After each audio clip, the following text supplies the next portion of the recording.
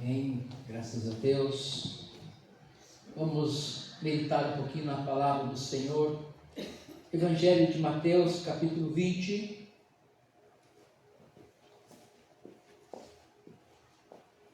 Mateus, capítulo 20. Mesmo assentados, estejamos atentos à leitura da palavra do Senhor. A partir do verso 17, Mateus 20, a partir do verso 17, vou até o 28. Diz assim a palavra do Senhor em Mateus 20, a partir do verso 17. Jesus ainda outra vez prediz sua morte e ressurreição. Estando Jesus para subir a Jerusalém, chamou à parte os 12 e em caminho lhes disse: Eis que subimos para Jerusalém, e o Filho do Homem será entregue aos principais sacerdotes e aos escribas. Eles o condenarão à morte e o entregarão aos gentios para ser escarnecido, açoitado e crucificado, mas ao terceiro dia ressurgirá.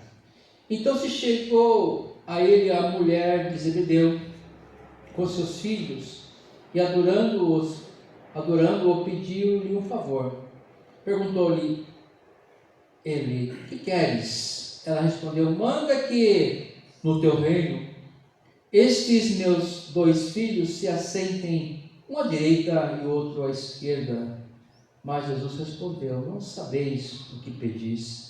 Podeis vós beber o cálice que eu estou para beber? Responderam-lhe: podemos. Então lhes disse: bebereis o meu cálice, mas o assentar-se à minha direita e à minha esquerda não me compete concedê-lo, porém para aqueles a quem está preparado por meu Pai. Ora, ouvindo isto, os 10 indignaram-se contra os 2 irmãos. Então Jesus, chamando-os, disse: sabeis que os governadores dos povos os dominam e que os maiorais exercem autoridade sobre eles. Não é assim entre vós, pelo contrário. Quem quiser tornar-se grande entre vós, será esse o que vos sirva. E quem quiser ser o primeiro entre vós, será vosso servo.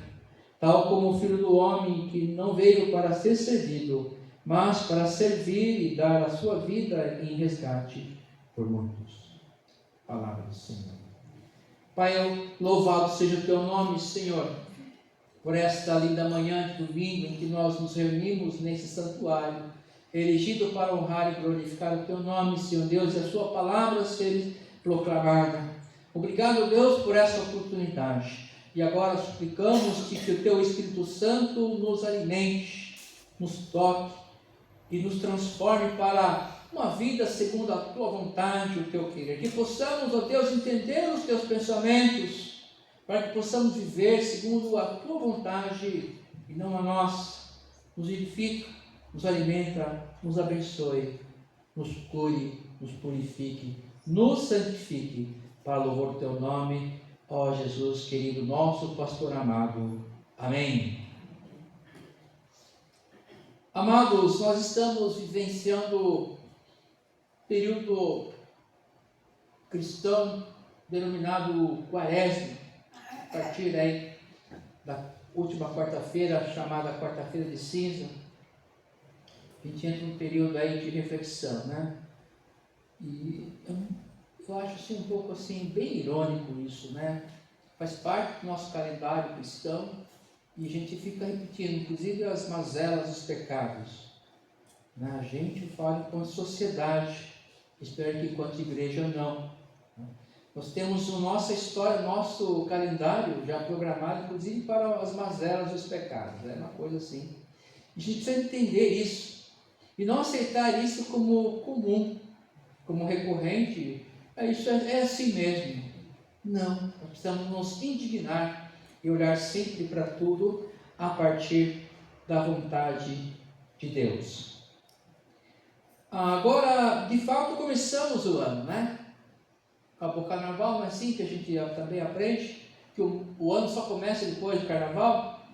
Então, até agora foi só bagunça, né? Foi só festa, mais ou menos, né? A gente tem trabalhado já desde sempre, mas Parece que está aí. O pós-carnaval parece que está terminou ontem. Então ele tem o anti-carnaval, carnaval e pós-carnaval. Né? E aí daqui a pouco vem mais festas. E assim caminha a humanidade. Né? E nós cristãos, de fato, o que dizer sobre tudo isso? O que nós pensamos sobre tudo isso? A maneira que nós vivemos nesses dias atuais. O que nós podemos conversar com os nossos queridos, familiares, amigos, sobre o nosso tempo, né? Às vezes nós consentimos com tudo que está à nossa volta, às vezes nós não queremos nos expor, e aí ficamos calados diante das celeumas, e aí, como diz o ditado, quem cala, consente. Precisamos olhar para Jesus e no nosso tempo, e seguir servindo ao Senhor com devoção. Servindo ao Senhor com o nosso coração e com o nosso entendimento à luz da palavra dele. É por isso que nós não podemos nos afastar da direção, da presença do Senhor, para nós adquirirmos dias e vivências sábias, como pessoas sábias. Nós, os cristãos, de fato, os cristãos verdadeiros, temos que ser sábios em meio a essa sociedade tanto quanto perdida e alienada, segundo os seus desafios e devaneios. Então precisamos sempre estar de olho e vivermos em devoção e adoração de coração ao Senhor. Em primeiro lugar, o segundo texto que nós lemos, eu quero aqui dizer a vocês que Jesus não veio para brincar de religião. Ele não veio aqui propor um novo caminho religioso. Ele vai afirmar através do apóstolo João 14,6 que eu sou o caminho. Não é mais um caminho. Eu sou a verdade e a vida. Ninguém vai ao Pai senão por mim. Jesus não veio propor mais um caminho. Às vezes nós ouvimos umas frases que nós agradecemos a Deus por não sermos surdos. Mas umas coisas assim que o cristianismo, a igreja cristã é um caminho. E todos os caminhos levam a Roma. Tá bom, eu entendo historicamente o que quer dizer esse ditado que todo caminho leva a Roma, estudando a história do Império Romano. Mas não se diz verdade se tratando daquilo que nós professamos como fé. Nem todo caminho é bom, nem todo caminho é perfeito, nem todo caminho leva para o Senhor. Jesus disse, e ele disse, ele é o próprio Deus encarnado, eu sou o caminho, ninguém vai ao Pai senão por mim. Então nenhum outro Deus, divindades erigidas com totem, com imagens, esculturas de barro, de ferro, o que for, vai levar ninguém a lugar nenhum, a não ser para o inferno. Porque a idolatria é pecado. E o Senhor já instituiu lá nos 10 mandamentos, lá em Êxodo 20, Deuteronômio 5. O que é pecado, nós não podemos mudar isso, apesar de nós pensarmos diferente. E queremos aqui discutir com o Espírito Santo de Deus, que está tentando entrar no meu coração e transformar a minha vida, a minha história, a história da minha família. Porque é assim que Deus age. Ele muda a minha história e a história de todos aqueles que estão na minha vida. Porque isso é amor. Porque Ele me transforma e com o tempo vai transformando outros, porque os outros estão vendo a diferença que isso produz na minha vida. Então Jesus não vem propor um novo caminho religioso. Ele fala, eu sou o caminho. O eu sou que o Senhor Deus falou para Moisés, Moisés, você está com medo de enfrentar o faraó? Então, Senhor, se eles perguntarem quem que Ele mandou, fala assim, que o eu sou te mandou para libertar o meu povo. O Deus da existência. O Deus que é todas as coisas, o Deus que é. O Deus que é e ponto final. Não Deus que será, pode ser, não Deus que é. Eu sou Deus, Criador dos céus e da terra, Criador de tudo que há nesse universo. O eu sou te enviou. Fala para o faraó isso. Ele foi. Nós sabemos o que aconteceu. E quando Deus fala, ninguém resiste a Deus. E quando Ele fala através de nós, ninguém nos resistirá. Palavra do Senhor. Então a força, o poder não está em nós, não está no nome de cada um de nós, mas no nome de Jesus. Quando você for orar por um endemoniado, não é o seu nome e a sua oração que vai expulsar aquele anjo decaído, mas o nome de Jesus, a quem todo o joelho se dobrará. Você já orou por algum endemoniado? O poder não está em você, por isso não tenha medo. O poder está no nome do Senhor. É claro que nós temos que ter uma vida minimamente regrada pela palavra de Deus. A nossa comunhão tem que estar minimamente em dia com o Espírito Santo de Deus. Porque nós conhecemos também a palavra do Senhor e alguns exemplos no Novo Testamento que aqueles que tentaram lutar com o Espírito decaídos foram envergonhados porque não tinham o Espírito Santo do Senhor com eles. E aí não vai acontecer nada senão sair correndo, envergonhado e quem sabe até possesso por aqueles espíritos. Não tem regrinha básica da religiosidade para acontecer isso aqui. Não, é sim comunhão e ser liberto pelo sangue de Jesus. Então nós precisamos parar tudo e viver, perceber, pregar, ensinar, dizer o que Jesus veio fazer. Às vezes ficamos com ladainhas elaboradas para dizer algumas coisas, mas a vida é uma plantação. Como é que está a nossa plantação da nossa vida? O que temos plantado em nosso jardim, no nosso canteiro? Temos fincado algumas coisas assim entre os joios, entre as roseiras cheias de espinhos. Às vezes a palavra de Deus cai em meio aos espinhos. Às vezes a palavra de Deus cai em meio aos nossos devaneios, nossos sonhos horríveis. E aí não vai frutificar. Nós precisamos preparar o nosso coração, que é o nosso canteiro, para receber essa palavra e esse canteiro fazer com que essa semente frutifique, cresça e frutifique.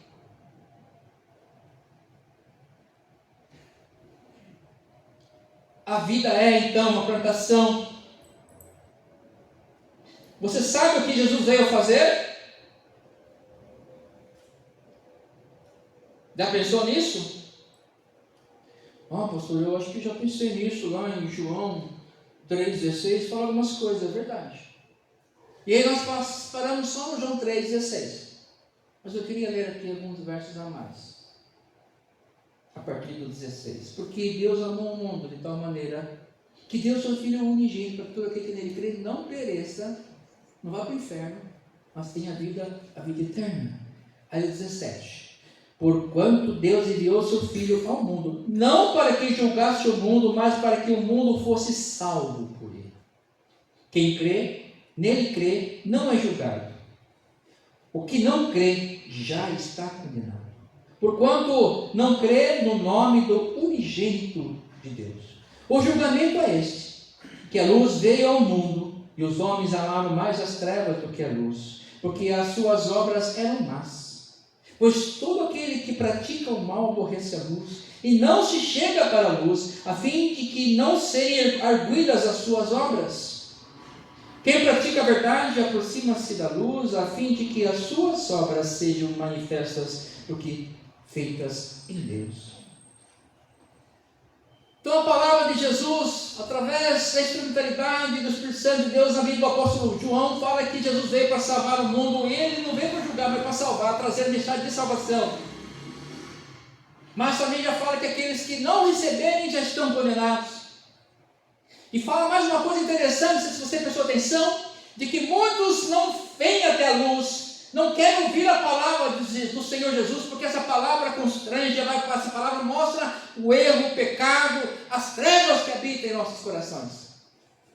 Fogem, não quero ouvir essa história aí de igreja, não quero ouvir.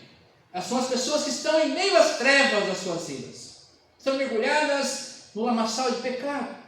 Aí não quero ouvir mesmo, porque a palavra de Cristo é luz. A palavra de Cristo nos constrange. A palavra de Cristo nos toca. A palavra de Cristo nos separa. A palavra de Cristo nos coloca diante de um Deus Todo-Poderoso. A palavra de Cristo nos coloca diante da nossa pequenez e limitação. A palavra de Cristo nos coloca dentro dos nossos pecados horrorosos. Mas a palavra de Cristo nos coloca dentro da salvação de um Deus que é amoroso e que quer uma vida especial diferente para cada um de nós, para a nossa família, nossos queridos. Basta nós crermos de fato que o resto Ele faz, que Ele transforma, que Ele muda. Eu e minha casa seremos salvos. Vamos crer nisso. A partir da palavra do Senhor, a partir de Josué, lá no Antigo Testamento, eu não sei vocês, mas eu e minha casa serviremos ao Senhor. Eu acho que às vezes as casas do mundo estão servindo, mas é uma profecia. E quando Paulo vai na casa do caixeireiro, ele fala assim, aqui eu vou batizar você e toda a sua casa será salva. Porque a transformação vem pelo poder do Espírito Santo de Deus. É claro que a salvação é individual, mas a promessa vem para todos, todos são abençoados. E o julgar vem do Senhor. Nós precisamos entender então por que Jesus veio. Para que nós possamos fazer da nossa vida uma boa plantação.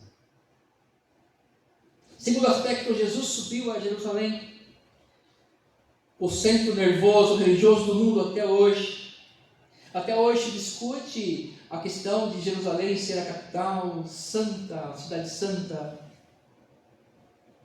Não é a capital de Jerusalém, de Israel hoje, mas até hoje tem impérios que ainda querem fazer de Jerusalém, ou seja, querem instituir a guerra cada vez mais. Então tem coisas que não mudam porque o homem não muda. Continua pecador. Como o Senhor também não muda, é o mesmo ontem, hoje será para sempre, Ele também não muda.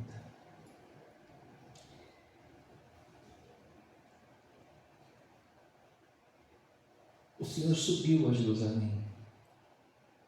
E lá Ele não fez nenhum discurso. Cheguei para tomar posse aqui da cidade de Jerusalém, cidade santa, porque eu sou Deus que criou todo. Não. Lá Ele foi preso, surrado, torturado e morto. E a história nos conta direitinho o que aconteceu. A história nos mostra, nos relata a vida, a presença do Jesus histórico. A história registrou esses fatos. Então, queiramos ou não, o mais cético do cético não pode negar a história. Que isso aconteceu. Jesus entrou em Jerusalém, entrou no burrinho, né? Domingo de Ramos, é isso? Está registrado no calendário cristão.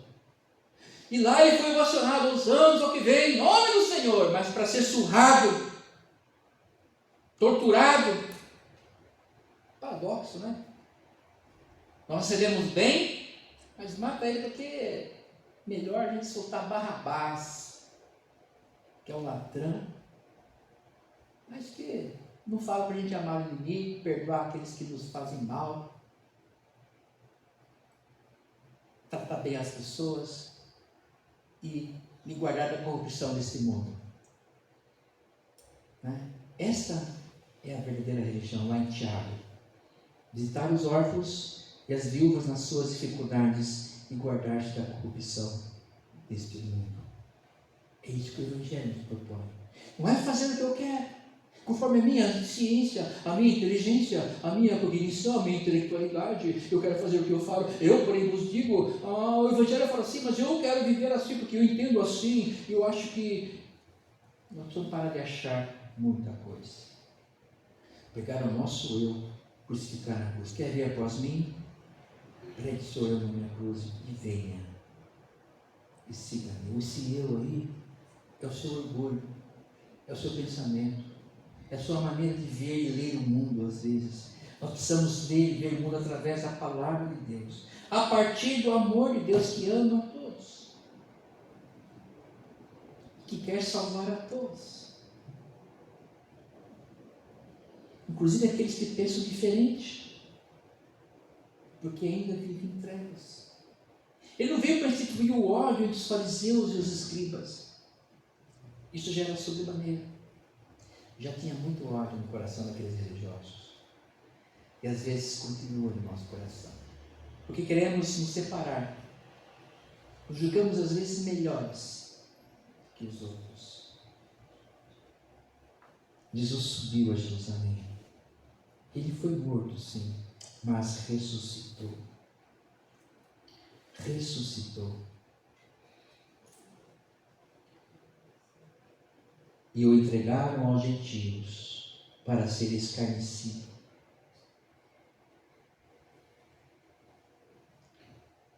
Sabe o que é ser escarnecido? É aquela gozação generalizada, assim, as coisas mais podres no coração humano possível. Zombaram dele na última instância. Sabe por quê?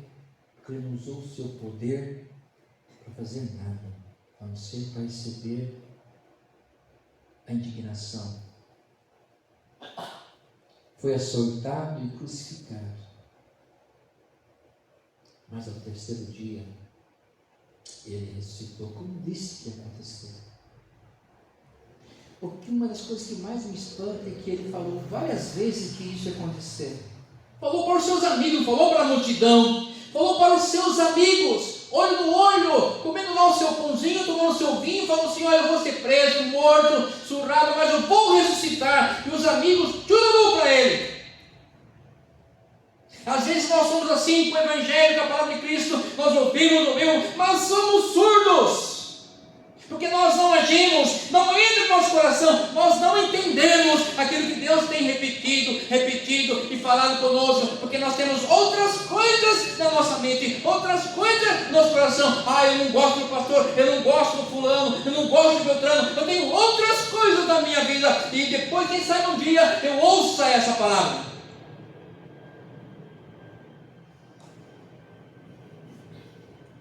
Fico pensando assim, quando Jesus estava falando, aquelas pessoas assim, perdidas.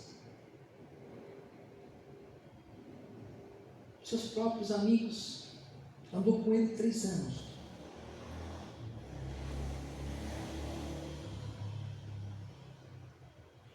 E Jesus repetiu várias vezes. E o mais importante, o que mais me impressiona é que Jesus não desistiu deles. Eu não entendo às vezes o amor de Deus. Como é que Deus pode amar a todos? Jó, quando é determinado em profecia, vai pregar lá em Nínive, ele fala assim: Senhor, eu não vou porque eu não gosto daquele povo. Mas o Senhor vai porque eu amo aquele povo. E aquele povo sou eu e você.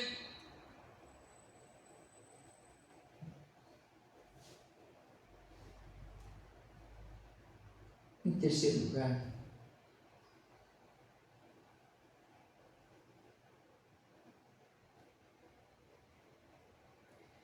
Jesus, não veio para brincar.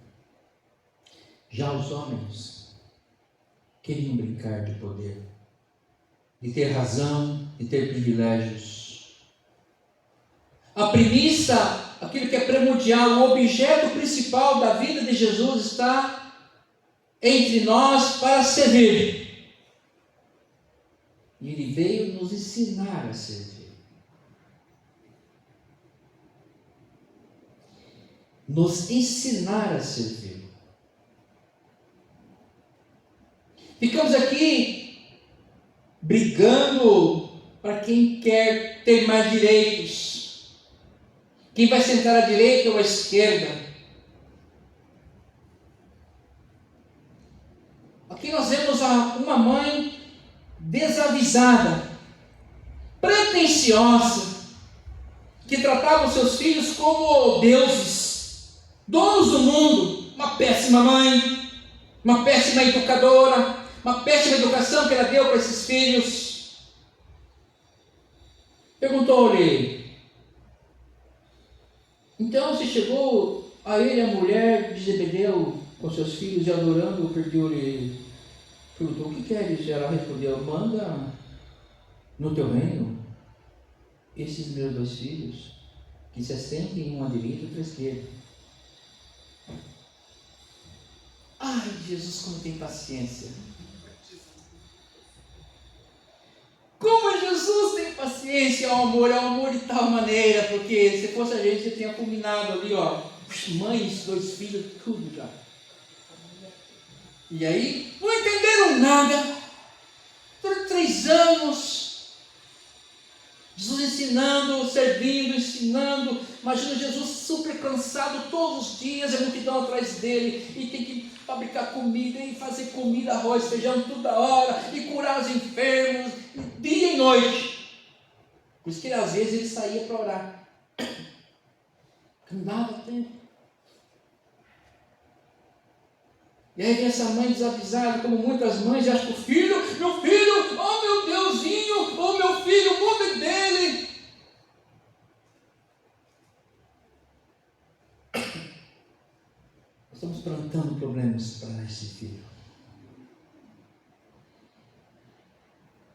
E por sua vez, os 10, quando descobriram, nossa, virou uma briga lá, né? Porque eles queriam a mesma coisa.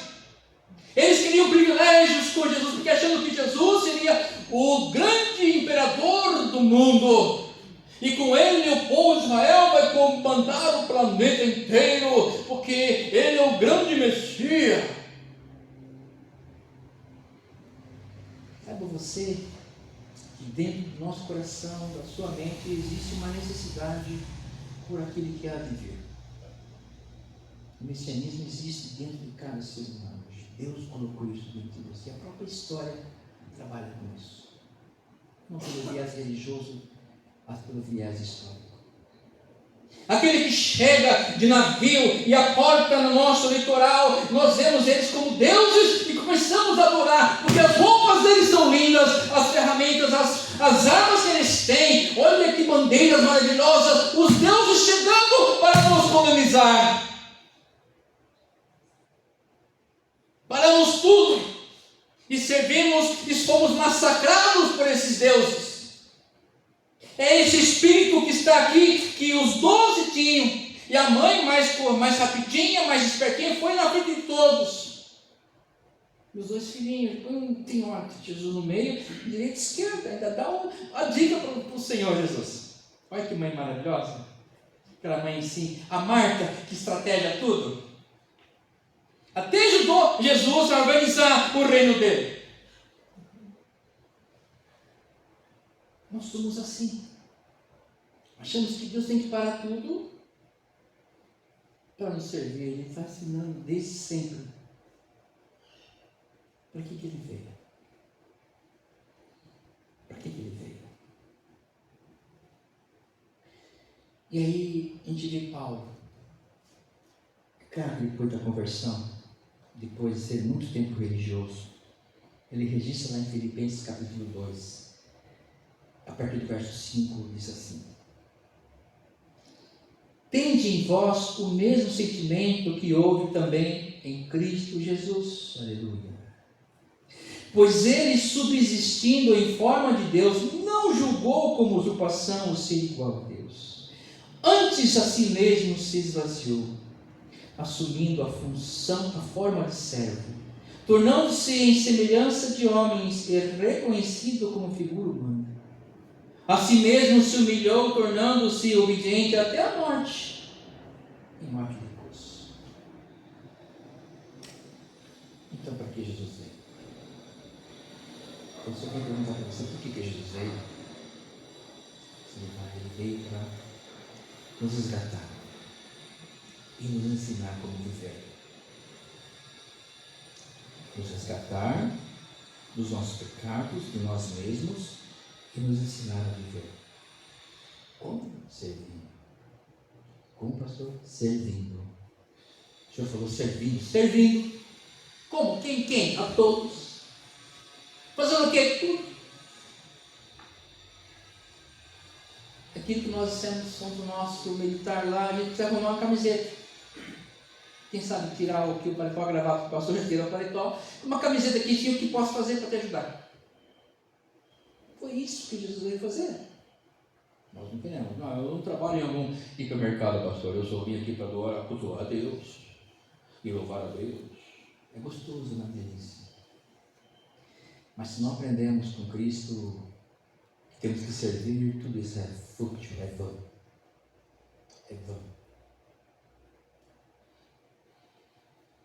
E é por isso que o povo de Deus, ao longo de toda a história, é perseguido. Porque o verdadeiro povo de Deus, o verdadeiro servo, a verdadeira serva é aquele que obedece, é aquele que confronta, que anda na contramão, aquele que serve, que ora, intercede, que perdoa, que busca curar as pessoas e não. Nós precisamos pensar um pouquinho nisso, abrir mão de muitas coisas, porque às vezes, irmãos e irmãs, parece que nós vamos pensar que nós temos o controle de muitas coisas, e isso acaba cansando a gente, porque nós não abrimos mão da nossa vida, do nosso sonho, daquilo que eu quero, o que eu quero. Isso cansa, viu? Deixa a gente doente às vezes.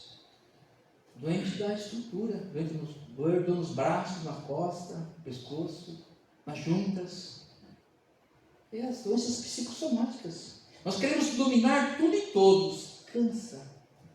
Devemos abrir mão um pouco das coisas, soltar o cabo da nau e deixar que Jesus nos ajude, nos mostre o caminho de como viver como Ele viveu. E como servir como Ele serviu. Parece que às vezes nós queremos saber tudo, isso cansa também. E aí o pastor fala uma coisa, eu não concordo. Aí o fulano fala, não é bem assim. Parece que nós queremos tudo e não concordamos com nada, com ninguém. Diante de tudo, irmãos, o que vimos, o que temos visto, como estamos vivendo hoje?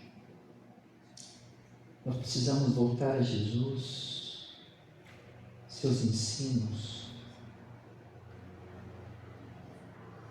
a sua concepção de ministério, a sua concepção de vida. Nisto está o encontro com Ele e com a felicidade que tanto queremos. Você quer ser feliz? Bem-aventurado? Todos nós queremos. Então precisamos responder algumas perguntas e saber como nós devemos viver. E saber que Ele veio para servir e nos ensinou a fazer o mesmo. Não há felicidade, bem-aventurança, se nós não entendermos e obedecermos a palavra de Jesus no todo. No todo. Este é o segredo da vida. E firmes, obedecermos a Jesus, mesmo que não é do modo de vida da sociedade, mesmo que contrarie a maioria das pessoas, nós devemos insistir, porque nessa caminhada muitos se chegam a esse caminho, e é disso que se trata. É disso que se trata. Muitos que podem ser salvos, resgatados, muitos que podem se encontrar com a vida, com a verdadeira vida, com a verdade, com a salvação em Cristo Jesus. É isso que vale a pena. É isso que está posto por Deus através de Jesus. É isso que deve fazer parte da nossa reflexão nesse período denominado de Quaresma. Que Deus nos abençoe. Amém. Vamos louvar a Deus com alegria, com o 150, para os montes olharei.